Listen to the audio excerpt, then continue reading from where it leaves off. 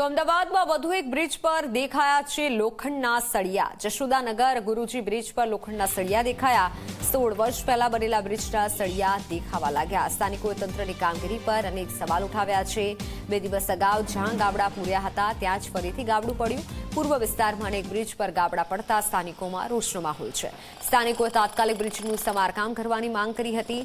હાલ તંત્રની ટીમે કામગીરી તો શરૂ કરી, પરંતુ કેટલા દિવસ બ્રિજ સરખો રહેશે તે એક મોટો સવાલ છે। અમદાવાદમાં વધુ એક બ્રિજ ઉપર સળિયા દેખાવાની ઘટના સામે આવી છે।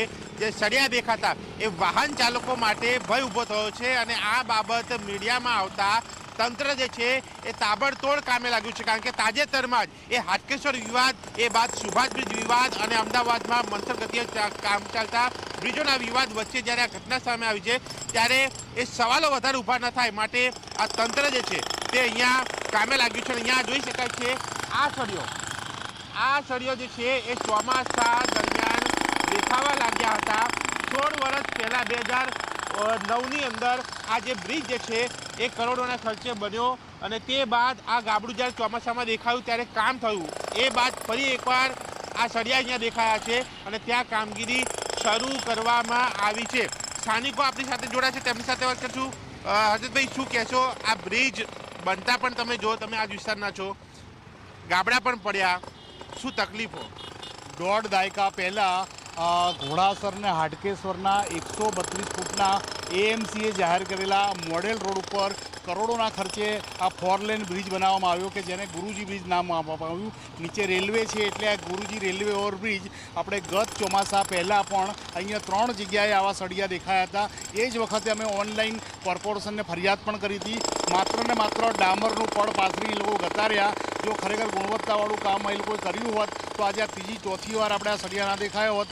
સ્વાભાવિક છે કે અમદાવાદમાં દરેક જગ્યાએ અત્યારે ક્યાંક તિરાડો પડે, ક્યાંક બ્રિજને ઉતારવાની જરૂર પડે।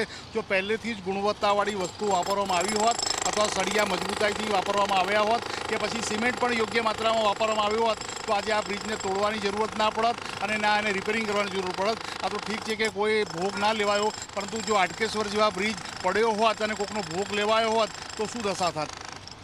તમારું શું કહેવું છે? અત્યારે સુભાષ બ્રિજ તો દરેક લોકો જાણે છે, હાટકેશ્વર બ્રિજ પણ જાણે છે, બીજા બ્રિજો નરોડા, મકરબા, સત્તાધાર એનું કામ ધીમું છે, એસપી રિંગ રોડ ઉપર બ્રિજોની હાલત ખરાબ, અને એમાં હવે તમારા બ્રિજની આ વાત।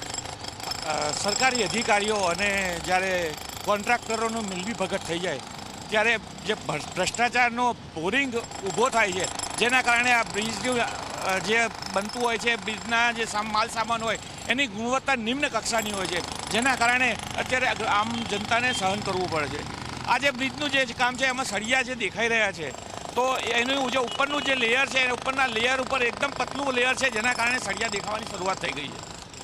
એટલે કદાચ એ લેયર પ્રોપર નથી બન્યું, કેવું છે? હા, પ્રોપર નથી બન્યું અને એ વખતે જે પણ અધિકારીએ જે રિપોર્ટ કર્યા છે એ અધિકારી ઉપર પણ ખરેખર એક્શન લેવાવી જોઈએ। ખરેખર એક્શન અમદાવાદ મ્યુનિસિપલ કોર્પોરેશન દ્વારા નથી લેવાતી, એના કારણે આ બધા ભ્રષ્ટાચારોના કારણે આમ જનતાને સહન કરવું પડે છે। એટલે અહીંયા તપાસની વાત છે અને ખાસ કરીને જ્યારે બ્રિજ કે રસ્તા કે આરસીસી રોડ બનતા હોય તો એ સળિયા ઉપરનું એ રોડનું એ આરસીસીનું લેવલ કેટલું હોવું જોઈએ, ડાયમેન્શન કેટલું હોવું જોઈએ એ પણ નક્કી કરવું જોઈએ ને એ પ્રમાણે કામ થયું છે કે નહીં એ પણ જોવું જોઈએ। કારણ કે જે પ્રમાણે આ સળિયા દેખાય છે એની ઉપરનો જો આપણે પોર્શન જોઈએ તો માત્ર 4 ઇંચ કે એટલો કદાચ કહી શકાય છે, 2-4 ઇંચ એ ઓછો કહેવાય, એ લાગી રહ્યું છે, દેખાઈ રહ્યું છે।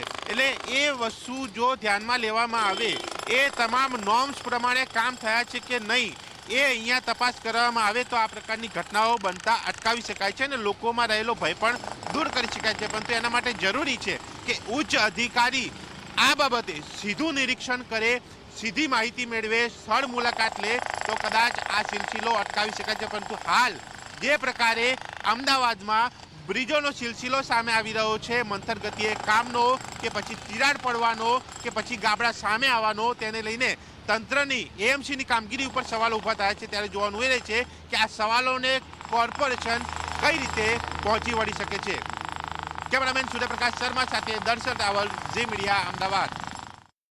તો જશોદાનગરનો આ ગુરુજી બ્રિજ જેના સળિયા દેખાવા લાગ્યા છે. 16 વર્ષ પહેલા બ્રિજ બન્યો હતો, એટલે સ્થાનિકો પણ હવે સવાલ ઉઠાવી રહ્યા છે. વધુ એક બ્રિજ પર આ રીતે સળિયા જોવા પડ્યા છે. અમદાવાદમાં ફરી એકવાર વધુ એક બ્રિજ ઉપર સળિયા દેખાયા છે, જેના કારણે વાહન ચાલકોમાં એ ભયનો માહોલ ઊભો થયો છે અને આ બાબત મીડિયામાં સામે આવતા તંત્ર જે છે તાબડતોડ કામે લાગ્યું છે. આ વાત છે પૂર્વ વિસ્તારમાં આવેલ જશોદાનગર પાસેના એક ગુરુજી બ્રિજના કે જેની ઉપર એ સળિયા દેખાવાની ઘટના સામે આવી છે અને જે પ્રકારે પ્રાથમિક માહિતી મને જે મળી રહી છે એ પ્રમાણે 2009માં આ બ્રિજ બન્યો 25 કરોડના ખર્ચે અને તે બાદ આ બ્રિજ પર જે હજારો વાહનોની અવરજવર વચ્ચે ચોમાસામાં આ પ્રકારે સળિયો જે છે એ દેખાયો, એ ખાડો પડ્યો, એ ગાબડું પડ્યું અને ત્યાં તંત્ર દ્વારા કામ કરવામાં આવ્યું, પરંતુ વાહનોની અવરજવર એ પ્રકારની છે જેના કારણે એ માલ ખસી ગયાનું એ કર્મચારીઓ ઓફ ધ રેકોર્ડ કહી રહ્યા છે. માટે આ સળિયા ફરીથી દેખાય છે, પરંતુ જે પ્રકારનું એ ડાયમેન્શન સળિયા ઉપરનું એ માલ ભરવાનું કદાચ એ ઓછું લાગી રહ્યું છે. માટે આ સળિયા જલ્દી દેખાવા લાગ્યા છે, જે બાબતે તપાસની જરૂર છે. અને ખાસ કરીને આ ગુરુજી બ્રિજની વાત કરવામાં આવે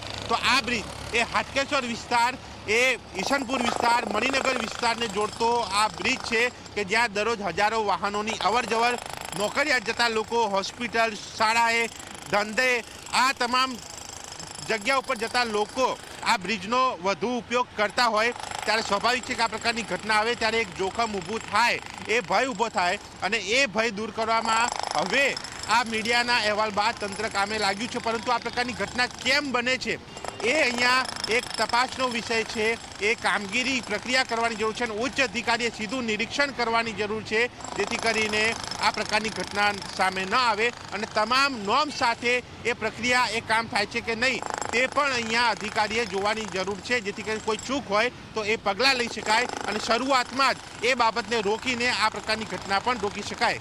કેમેરામેન સૂર્યપ્રકાશ શર્મા સાથે દર્શન રાવલ, ઝી મીડિયા, અમદાવાદ.